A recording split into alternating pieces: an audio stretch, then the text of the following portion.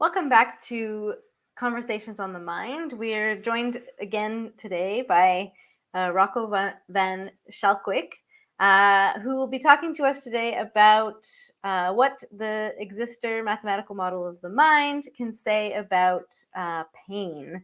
And so he's brought to my attention an interesting case study on a woman in Scotland who cannot feel pain nor fear or anxiety. And he believes that his model can explain a little bit more about this case. So let's say hello to Rocco again. Hello, Rocco. Denise. Thank you for joining us again. Thank you very much. And I look forward to chatting a little bit about pain today. Okay, so just earlier today, you brought up the case of a woman who has tactile sense, like can feel touch on her body, but will not feel pain. And you also mentioned that this woman has never felt fear nor anxiety and basically felt no pain during childbirth. Can you give us like a synopsis of her case? Yes, it's very interesting. And what I'm always looking for with this Xzistor mathematical model of mind, Denise, is bits and bobs, in everyday life where I get sort of validation of some of these underlying principles. And this was an interesting one. So I'm glad you asked the question. I'm just going to read to you a quick excerpt from the news about this lady in Scotland, to just give you a feel for what exactly they said in the news article.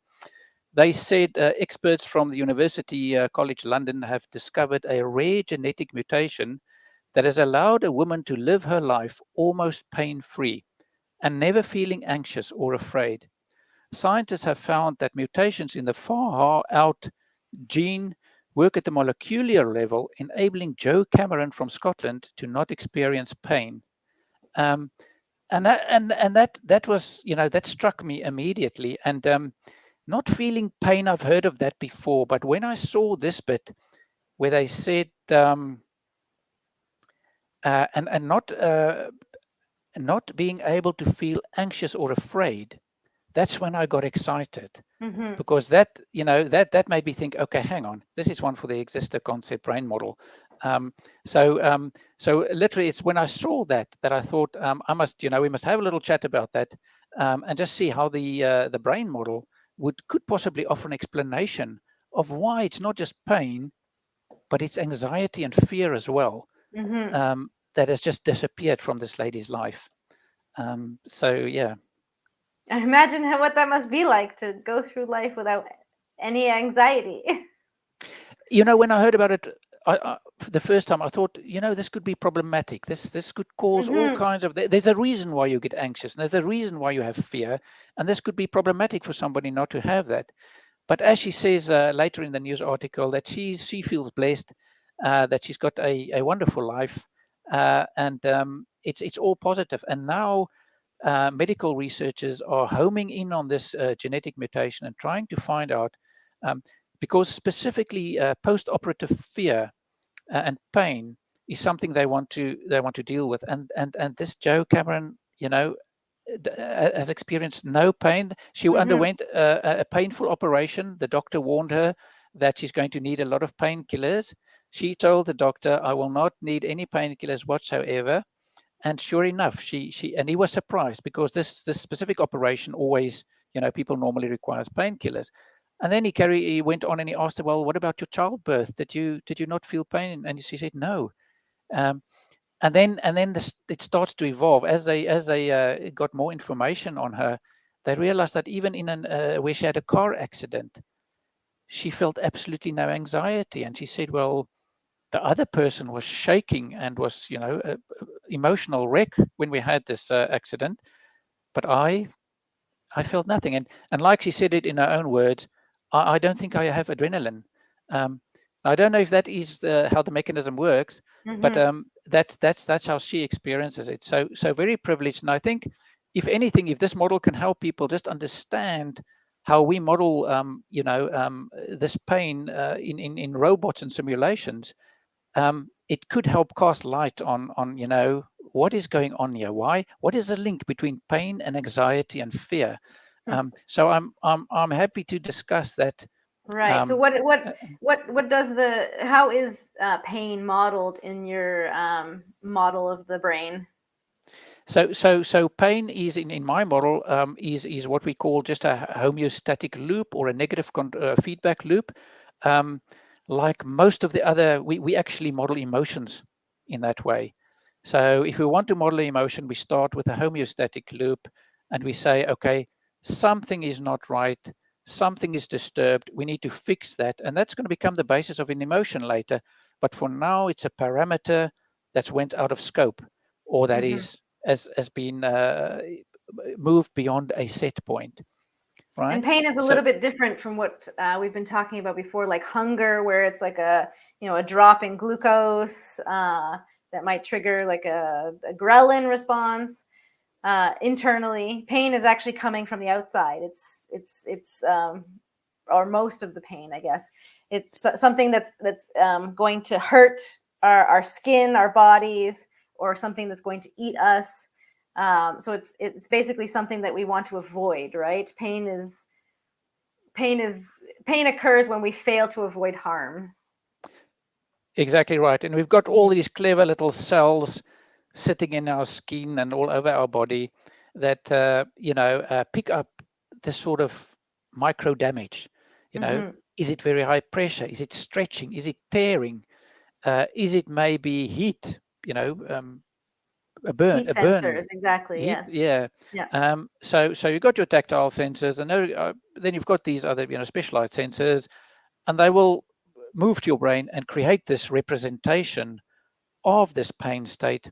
And basically, this representation will tell the brain, this is something you want to avoid, Right. right? Yeah. Yeah. And as this representation in the brain grows, as the pain increases, more and more the message to the brain is, this is something you want to avoid, right? Mm-hmm. And then what the model does then is it looks for an opportunity to learn how to avoid that state, right? And we call it deprivation. But as this pain state gets generated and it becomes more and more and more, we say the deprivation curve increases. And then you might have a reflex, or just by chance pull out your finger. Let's say you put your finger in the fire, have a little reflex that helps you to pull your finger away, or you just do it in any case. And on that moment, you go through a learning event, what we call a satiation event, where you Mm-hmm. say, oh, okay, that feels better. All right. So what has But that happened now? learning event seems to be dependent on what you mentioned as deprivation or anxiety, right? There has to be an underlying anxiety in order to flip the anxiety to like a satiation event and to learn. It's very So good. It's very good and that you that pick. and that's Yeah. completely separate from the tactile sense. Oh, hot, remove. That could be a reflex, not even um, needing Conscious. Mm, cognition or mhm, consciousness at all, right? That could happen in the absence of any mhm. um, central nervous system, upper nervous system, cortical awareness, right? Exactly. And it's so important that you pick up on that, because and I'm glad you mentioned that. So there's an autonomic response to pain as well. Mm-hmm. So the way we model pain in the Xzistor model of mind is a two-part. It's got two parts to it. So there's a tactile sensation, which basically tells you just where it is, and it might have some information around the type of pain, so Mm-hmm. mechanical or heat. That's one bit of information. But like you say, the important part probably is the autonomic stress response that goes with that, uh, and that's what makes it bad. Mm-hmm. Okay, so what you trigger there is now the avoidance state, and this tells the body, you need to avoid this. So immediately the stress, and we know from pain, if you suddenly, get this pain state, and the pain state can happen very quickly. It's not like hunger that slowly evolves. You can put your finger in the fire, and within a split second, this deprivation state jumps up, creates this representation in the brain, puts the information in the brain, which tells the brain this is to be avoided. And then the next thing is there's an opportunity for the brain to learn. So you pull your finger away, and the brain says, okay, this is important. You were in a state of deprivation. You've now moved out of deprivation. We call it satiation. And this is the time the brain wants you to learn because you Mm-hmm. did something right, right? Mm-hmm. And now It's trying to you reinforce the action. You would call that that operant conditioning. that's exactly Mm-hmm. right. And as it pulls away, you know, we operate conditioning, operand conditioning, and the system learns. So, and here's the interesting thing now. So that's pain, dual part, partly tactile, partly Mm-hmm. autonomic. It's literally like the adrenaline state Mm-hmm. Fight or gets in. flight. Yeah, Mm-hmm. it's that exactly right Yeah. there. Now you form an association, Mm-hmm. and in your A association, memory. a memory. Yeah, Mm-hmm. say right. What is the correct thing to do under those circumstances? I have learned that the association action is to pull my hand away, right? But in that event, in the deprivation event, is stored the bad association of there's the fire, there's the pain. Mm-hmm. Um, and also, now here's the thing, that autonomic response gets saved into the association database, um, and it lives there until next time you see the fire. Okay. And the interesting thing is when you see the fire, you don't feel pain again. That is Mm-hmm. not re-evoked from the association database, from your memory. But what gets evoked immediately is that autonomic response. So immediately you feel the stress state, the adrenaline, and the anxiety effectively, you know. Mm-hmm. And this is now interesting because this is where this lady says, she claims she feels no anxiety. So no Or pain, no no anxiety. fear. Yeah. So fear, I want to get to Fear. fear. Yeah. Yeah. But for now, I just want Anxiety. to stick with Mm-hmm. anxiety. So that's that immediate anxiety. Mm-hmm. And because we break pain into those two components, we understand what she says. So it Mm-hmm. ties up with the model nicely. There's your tactile sensation. She feels tactile sensation, but she doesn't Right. feel this She can probably autonomic. feel the difference between heat and cold, and but she doesn't feel the painful version. Exactly right. Mm-hmm. So the autonomic avoidance state she Mm-hmm. doesn't experience. Um, Mm-hmm. it seems to me like it doesn't happen in her brain, and because it doesn't happen, it doesn't get saved as part of the association Mm-hmm. database. uh, And and now what happens? she has no She memory of ever being in pain because she didn't feel pain. That's right. So she Mm-hmm. can't be scared of Mm-hmm. being in pain, Mm-hmm. right? So she can't be scared of being in pain Yeah. because it's never been a bad Mm-hmm. situation She's or never avoidance experienced that state. as, yeah, Yeah. exactly. She's never experienced that as bad or anything as So bad. yeah, so I had a lot of fun looking at this news article, and where most people will just say, "Wow, fascinating!" Imagine they can make a drug or do some genetic manipulation, and people can't feel pain. I was even more excited because I realized this model of mine actually accounts pretty well for what could possibly be going on here. So here's a person that feels a tactile side of pain, that sort of sensation, but the autonomic response, the anxious, the stress state, what we feel as butterflies and adrenaline and heart, Mm-hmm. that whole shock, fight or flight, flight or fight. Um, she cannot generate that, and because she cannot generate that, that cannot be saved as part of the association of that event. And therefore, when she encounters something similar or she sees something that where she recognizes the threat again, there's no fear because that Mm-hmm. autonomic system is not in the memory and can therefore not be re-evoked. But does So she even recognize the threat? She can't. She she can't can recognize probably, anything, or she well, can cognitively maybe know that. that's Mhm. that's it. And it's scary, Denise, because She she can says, she would, conceptualize fear, but she cannot feel fear. yeah. So she would Hmm. burn herself in the oven, and Hmm. she'll only be aware of it when she smells the burning flesh. Wow. You know. It's So amazing to me because I think it could only be in our like kind of pampered society that that kind of thing could like be or result in survival, right? Like we need pain is a huge like survival mechanism, right? That we, in the wild would serve us really well. it's interesting that in the article she actually says the same thing. She Hmm. says she's also interested in, and I wouldn't say nervous, but she realizes that this can maybe not be a good thing because, Mm-hmm. pain, like she says, the pain is there for a reason, anxiety is there Right. for a reason, And she must fear have is there. people looking after her to Yeah, in yeah, order to keep her safe from things that could yeah. bring pain or harm. And it's just amazing how far. I mean, she's 74 now Mm-hmm. at the time of the Wow. article, and she's gone through her whole life, and she just considers herself very blessed. And what I read from the article, it seems like she's got very good quality of life. And did There's she no realize there was something wrong with her from the beginning, or was it something that no, no. It's no? when this doctor started telling her that you're going to have a very painful operation and we're going to have to give you painkillers. And then she She's jokingly like, told "What him, is pain?" yeah, yeah. Well, she said, I won't need painkillers. And he got Hmm. interested in that. And then he asked her, have you ever taken painkillers in your life? And she Hmm. said, never. And Hmm. he then asked about childbirth. And also she said, well, it was no big deal. Something in that vein. Hmm. Um, but it's interesting. And so at the age of 74, she only realized this. And honestly, what I pick up from article is she didn't know.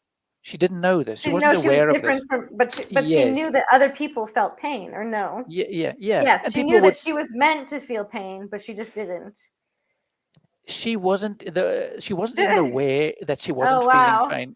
People Okay. probably spoke about pain, and she And probably she sort thought of. they were making stuff up. Yeah, yeah.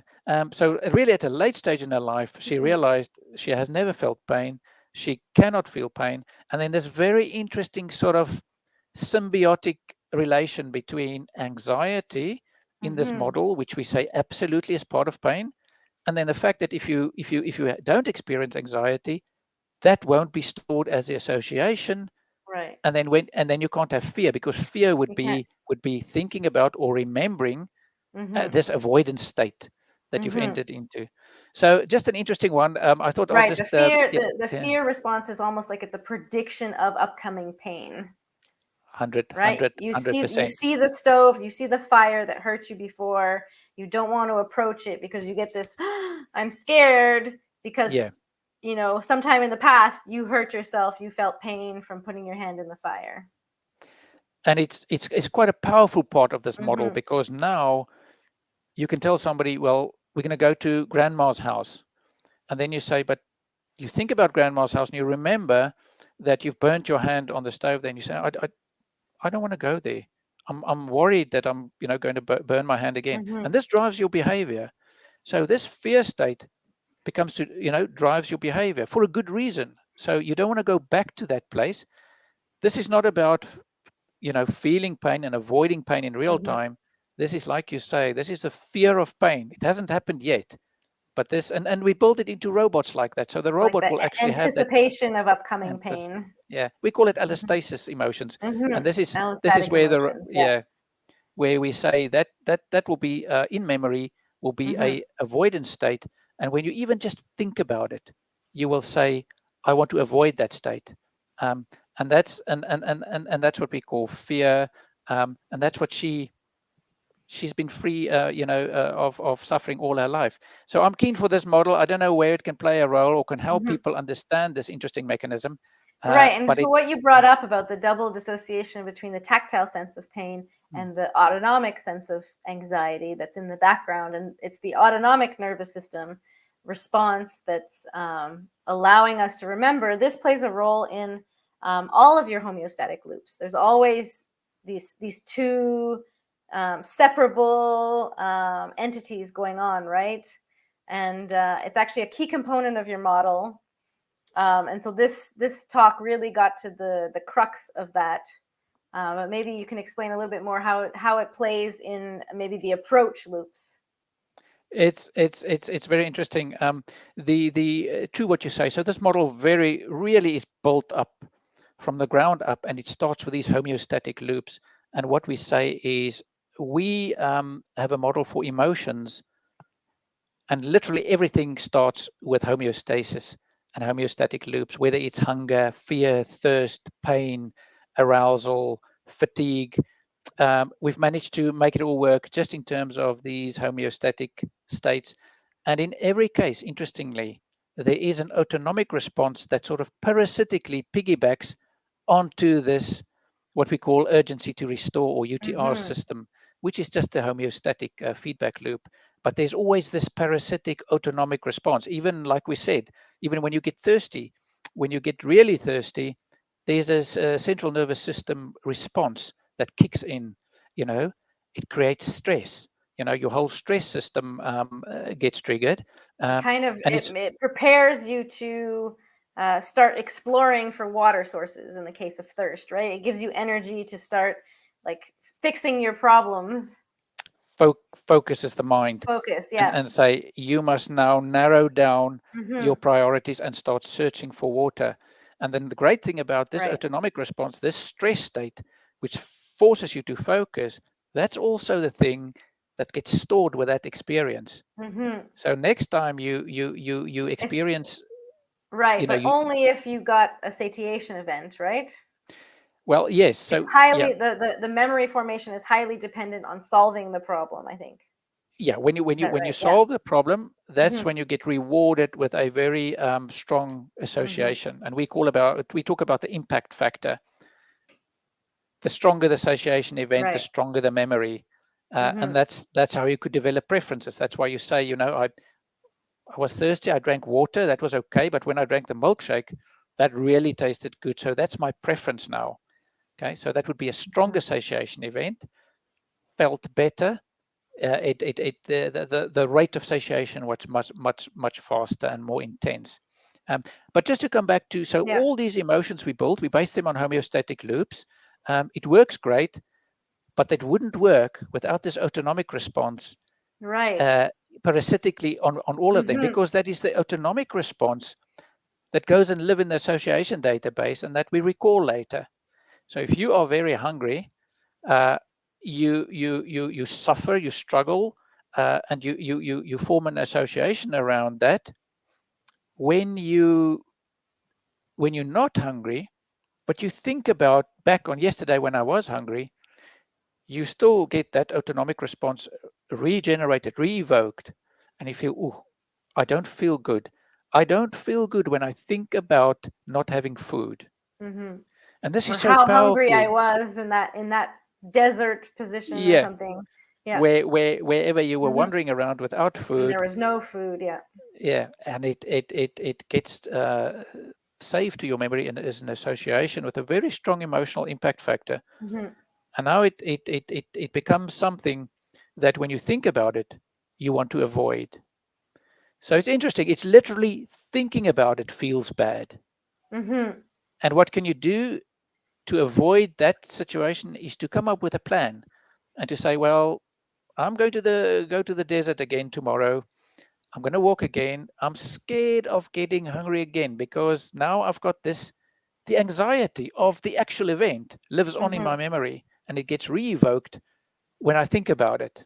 And this is good because now you make a plan. You say, hang on, I must Mm-hmm. take some food and water when I go into the desert.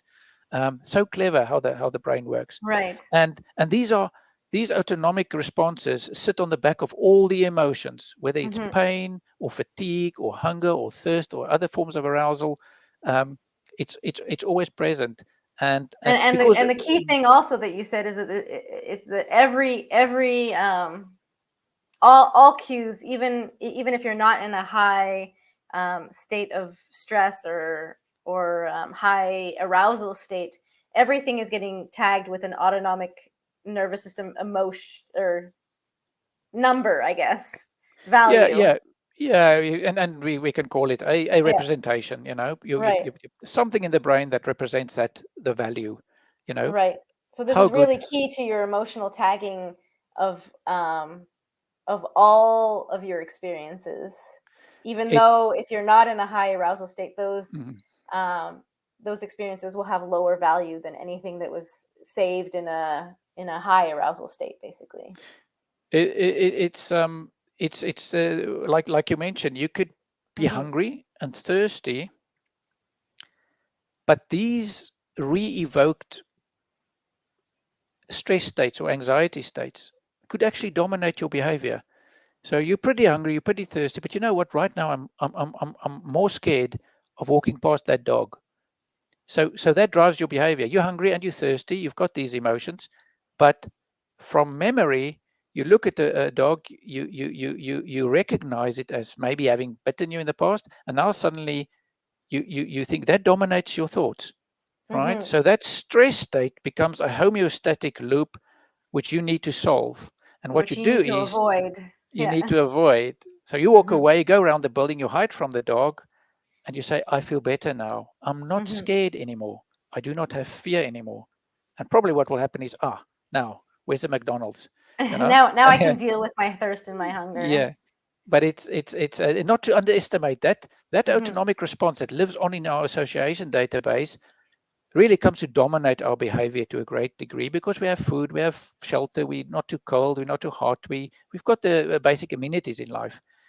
So what comes out is these fear states drive our behavior, and we've spoken about it before, but sort of how important it is, and this is what makes this case so interesting with this lady that couldn't experience fear.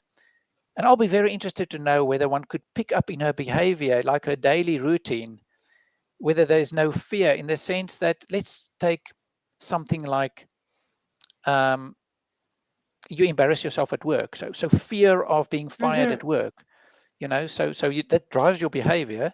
But if somebody can't generate fear or anxiety, can they maybe in a work situation just decide, I'm not going to perform because I'm not scared of getting fired? That'll be interesting to me. Right. Mm-mm. Yeah, Like because it's, the less basic survival stuff and the more social yeah, interaction, social emotions side of yeah. it. And that's, Is all of that absent in her life? And yeah.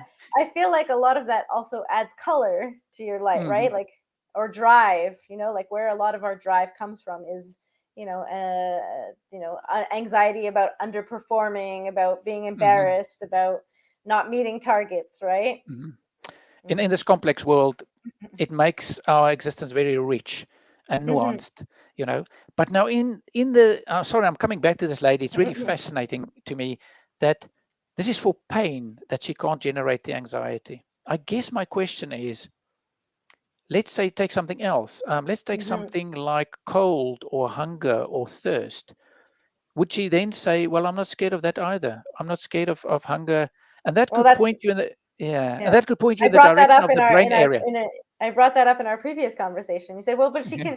she solves hunger, she solves," and I'm like, "Well, is it because someone's feeding her? Like, okay, like you're hungry on a schedule, you need to eat 3 times a day. Someone's always providing for her. Like, or if somebody didn't provide for her, would she forget to eat? Right? Like, what would Hmm. be Hmm. this?